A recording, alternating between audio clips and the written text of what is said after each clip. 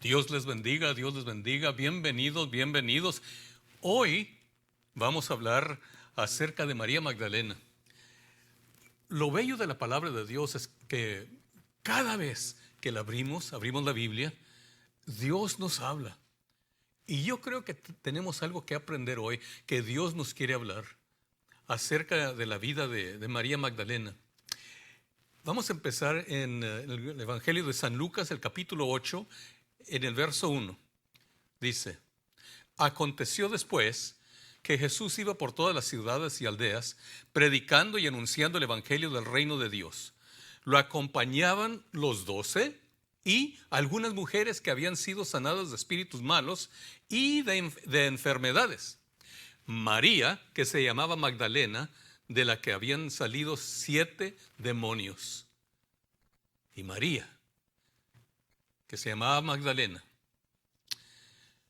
Lo primero que aprendemos de la vida de María Magdalena es que fue liberada.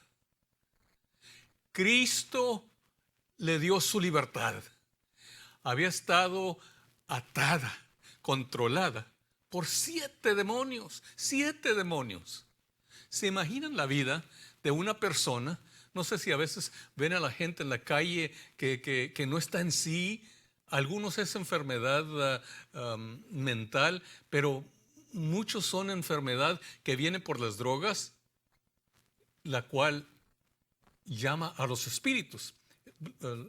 En la Biblia la palabra farmaquea es la misma palabra que usamos para farmacia o drogas y para espíritu. Así es que las drogas, el alcohol, son espíritu. Llaman al espíritu, lo atraen al espíritu maligno. No sabemos qué es lo que causó a María Magdalena de quedar endemoniada, de que 7 demonios tomaran posesión de ella. Pero lo que sabemos es que Cristo la hizo libre. No solo de 1, o de 2, o de 3, 4, 5, 6, pero de 7 demonios. ¿Se imaginan las cadenas que tenía en su vida? ¿Cómo ha de haber sido su vida? ¿Qué es lo que hacía? ¿Andaba como loca por las calles? ¿Gritaba? ¿Andaría como el gadareno allá en las tumbas? No sabemos. No sabemos, pero sí sabemos que una persona que está controlada por el espíritu maligno, 7 espíritus, la vida no puede ser muy, muy dulce. No sé si había perdido toda su fortuna, si es que tenía fortuna. No sabe. Lo que sí sabemos es que era una mujer completamente cautiva de 7 demonios. ¿Cómo sería su familia? ¿Qué harían con ellos? ¿Qué haríamos nosotros si tuviéramos una persona así en la casa? Y no conocer a Cristo. Es decir, si nosotros no conociéramos a Cristo. ¿Qué hace la gente que no tiene el poder de Dios? Que no puede clamar la sangre de Cristo. Que no puede tomar la victoria que Cristo nos dio en la cruz del Calvario sobre el enemigo y sobre la muerte. No tienen derecho a ello. La miseria, la violencia, la depresión, la angustia. ¡Qué vida! Pero dice que Jesús la había liberado. Es lo primero que podemos aprender de la vida de María. Que una persona, por perdida que esté, por endemoniada que esté, cualquier persona que Cristo toca queda libre. El que Cristo toca queda libre en verdad. Es lo primero que aprendemos, que somos libres en Cristo Jesús, que el enemigo no tiene poder sobre nuestras vidas. Antes nos controlaban nuestras pasiones, nuestros propios deseos, la carne, la manera de pensar estaba controlada por el mundo, que es el espíritu de Satanás. Pero ahora nuestra mente, como el gadareno, estamos en nuestros cabales, limpios, no solo del cuerpo, sino del alma, del espíritu, de nuestra mente. ¡Qué bendición! ¡Qué bendición! Ahorita si tuviéramos una congregación aquí, pudiéramos hacer una marcha de Jericó gritando y alabando al Señor por lo que Él ha hecho. Porque todos nosotros, todos, hasta el último, Estábamos en las garras del pecado, del demonio, de Satanás. Pero Cristo, la sangre de Cristo y la victoria en el Calvario nos ha hecho libre. En San Juan capítulo 19, vemos que estaban junto a la cruz. Esta es la escena de la crucifixión. Estaban junto a la cruz de Jesús, su madre. ¿Se imaginan? ¿Se imaginan su madre estando allí para atestiguar la muerte, la tortura de su hijo? Y ella, si nadie más sabía, si otros esperaban, quisieran que este fuera el Mesías, pero no estaban seguros, ponían su fe. Ella sabía, María, la madre de Jesús, ella es la única que realmente sabía que este hijo de ella, Jesús, era el Hijo de Dios. Y la hermana de su madre, María, otra María, la mujer de Cleofas. Y la encontramos ahí otra vez, a María Magdalena. Eso de estar al pie de la cruz, junto a la cruz, no era algo muy fácil. ¿Dónde estaban los hombres? El único que se quedó ahí parece que fue Juan, el apóstol Juan. Pero todos los demás, ¿por qué? Tenían miedo. Podían escuchar los pasos de los escuadrones romanos que andaban por las calles buscando a los demás. Pero estas mujeres, inclusive María Magdalena, de gratitud, era una mujer sin temor, porque había sido liberada y conocía el poder de Dios. Ella sabía que Dios, que Cristo, Jesús, este que estaba en la cruz, tenía poder sobre cualquier demonio, sobre la muerte, sobre cualquier cosa. Y actuó sin temor. Primero fue liberada y luego tomó valor, un coraje sobrenatural que viene de lo alto. ¿Cuánto más nosotros? ¿Por qué no podemos hablar acerca de Cristo? Lo que Él ha hecho por nosotros y no temer la persecución o ¿qué persecución? La burla o qué van a decir o a lo mejor me miro ridículo. No se preocupó de eso. No se preocupó que allí en una ejecución para una ofensa, según ellos, capital, es una manera de morir tan terrible, tan torturosa.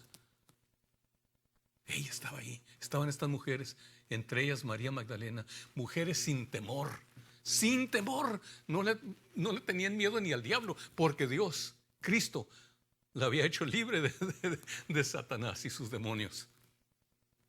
Es que vemos que fue una mujer liberada, que fue que Cristo la liberó de su cautiverio y ahora por eso sin temor, ahí está siguiendo a Jesús aún hasta la muerte. Y luego en el capítulo 20, en el primer verso, leemos la historia de María Magdalena cuando fue a la tumba. Dice, el primer día de la semana fue de mañana, siendo aún oscuro. Otra vez, el primer día de la semana, María Magdalena fue de mañana, siendo aún oscuro, al sepulcro y vio quitada la piedra del sepulcro. Ella era una mujer que tenía sus prioridades en su lugar, en su orden. Lo primero es primero. El día domingo, ella puso el ejemplo, fue la primera en establecer que el día domingo es el día del Señor, porque antes de la resurrección el día del Señor era el sábado, el Shabbat. Pero ahora María estableció un precedente nuevo. Ella estableció que el primer día de la semana y tempranito, ella no llegó al servicio ya tarde, ya cuando habían empezado y que iban la mitad de las alabanzas, y llegó ahí para saludar y poner su bolsa aquí y sus compras y ver quién está aquí. Dice que lo primero es primero, buscar a Jesús. Buscar a Jesús. Cristo es primero, el primer día, y desde entonces los que han sido liberados, los que obran sin temor, los que andan en gratitud por lo que Dios ha hecho, lo primero, el primer día de la semana, tempranito, ahí estamos en la iglesia. Eso es algo que sería bueno aprender para todos. No llegar tarde, hermanos, no lleguen tarde. Voy a hablar por su pastor. Se siente muy feo cuando va a empezar uno y está vacía la iglesia. Y luego poco a poco van llegando, como a ver a cuándo les da las ganas de llegar. Lo primero es primero. Después de la pandemia, aquí en Los Ángeles, el equipo de béisbol ayer abrió por primera vez los estadios. Y iba a empezar el partido a las 7 de la tarde, a las 7 de la noche. Para las 4 ya estaba la gente amontonada. Iban a abrir a las 5:30. Pero ya para las 5 había tanta gente que tuvieron que abrir las puertas antes de tiempo por la cantidad de gente que estaba ahí temprano. Y así es en los deportes. Si va uno a la ópera, si es que van a la ópera, al teatro o a cualquier otra función, siempre llegamos temprano. Y a la iglesia, ay, hermanos, qué vergüenza. Eso no es poner a Dios primero. Cristo es primero. Mi papá nos enseñó que Cristo es primero. Él nos decía, el domingo empieza el sábado. Es que toda la semana está uno pensando lo que va a pasar el domingo. Tenemos el domingo en la iglesia. Las cosas primero son primero. Así es que el sábado teníamos que planear eso y tomar eso en cuenta, que el domingo íbamos a levantarnos temprano. Cuando les digo temprano, siempre llegábamos antes de que abrieran las puertas. Ahí estamos esperando para que llegara el pastor o el que iba a abrir las puertas, y ya la familia murió y yo ya estaba ahí. Siempre, siempre, siempre. Y se quedó la costumbre. Todos nosotros, los hijos de él y nuestras familias, estamos acostumbrados que así es. Y piensa uno bien. Por ejemplo, no se desvela uno el sábado ni toma viajes. Muchas veces podemos haber salido, pero no lo hacemos porque sabemos que el domingo lo primero es primero el Señor, y hay que estar en la casa del Señor. Sí tomamos vacaciones cuando nos vamos fuera, pero el sábado es preparación para el domingo.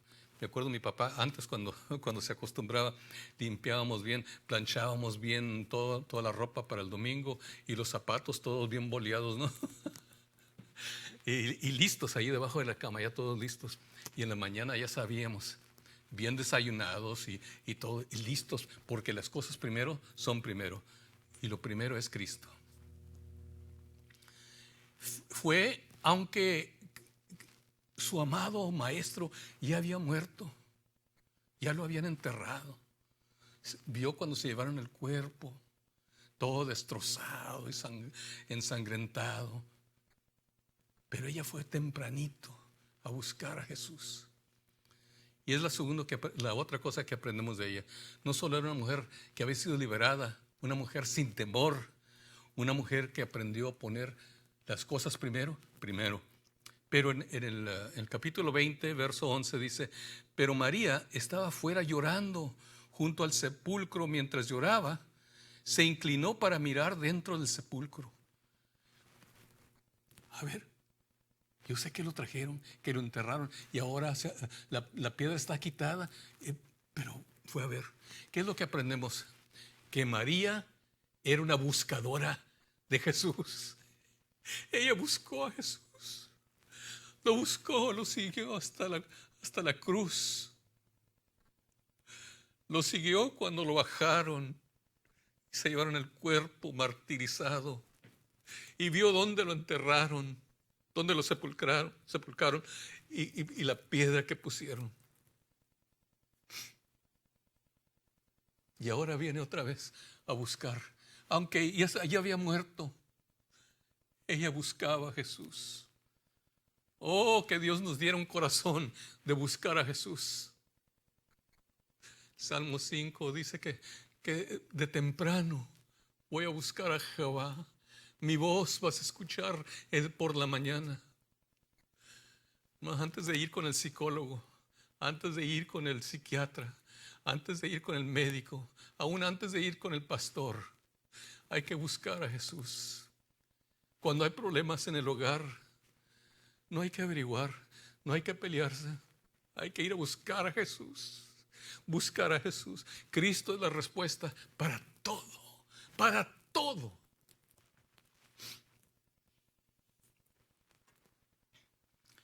fue llorando porque sentía la pérdida. Era el momento más negro en la historia, y en su vida. Había perdido al que más amaba, al que seguía, al que la había liberado, al que le había enseñado, el que la había elevado, porque le encontramos que seguía a Jesús, que era algo que no se hacía antes. Las mujeres no podían ser enseñadas, ellas no iban para que los rabinos las educaran, las instruyeran en las escrituras. Pero Jesucristo elevó a la mujer. ¿Y cuáles mujeres? Con 7 demonios. Con razón lo busca. Si Cristo ha hecho esto por ti, hay que buscarlo. Tener un corazón que busca a Dios. En el verso 16 del mismo capítulo 20 dice, Jesús, cuando ya estaba ahí María llorando y en la tumba, y de pronto Jesús le dijo, María. Volviéndose ella le dijo, Raboní, que significa maestro. ¿Qué es lo que aprendemos? Una mujer dichosa, privilegiada, de que Jesús le hablara por su nombre. María. ¡Qué privilegio de ser llamados hijos de Dios! Leemos en el Apocalipsis que cuando lleguemos al cielo vamos a recibir una piedra blanca que tiene un nombre para ti que nadie más conoce. El nombre de una persona en la Biblia significaba su destino, su vida, su historia. Y no sabemos exactamente cuál es nuestro destino. Por eso hay que buscar a Dios para estar en la voluntad de Dios, para ser dignos del nombre que nos va a dar. No sabemos si cuando llegamos al cielo y aquí nos la pasamos haciendo otras cosas, no cosas del mundo, cosas en la iglesia. Cuando llegamos al cielo nos van a dar un nombre y dice evangelista, predicador, siervo. ¿Qué será el nombre? Jesús la llamó por nombre. ¡Qué privilegio! Oír de los mismos labios de Jesucristo su nombre, María. El verso 17 dice, Jesús le dijo, no me toques porque aún no he subido a donde está mi Padre, pero ve a donde están mis hermanos y diles de mi parte que subo a mi Padre y Padre de ustedes y mi Dios y Dios de ustedes. Fue entonces María para dar a los discípulos la noticia de que había visto al Señor y que Él le había dicho estas cosas. El privilegio fue de que fue la primer evangelista, la primera enviada, comisionada para hablar de las buenas nuevas, el evangelio de que Cristo vive. ¡Qué privilegio! Una mujer liberada. Una mujer que buscaba a Dios. Una mujer cuyo nombre el mismo Dios pronunció con sus labios. Y ahora una mujer enviada a predicar el evangelio, a dar las buenas nuevas de que Jesucristo ha resucitado. Eso es lo que podemos aprender. Espero que nos sirva para nuestras vidas y tomar el ejemplo y seguir en los pasos de María y seguir al Maestro. Que Dios te bendiga. Lee otra vez la historia de María y aprendamos. Oro por ti esta semana. Que Dios te bendiga, que Dios te ayude a ser fiel, que Dios multiplique tus esfuerzos, que Dios supla todas tus necesidades. Esto lo pido en el nombre del Padre, del Hijo y del Espíritu Santo. Amén y amén.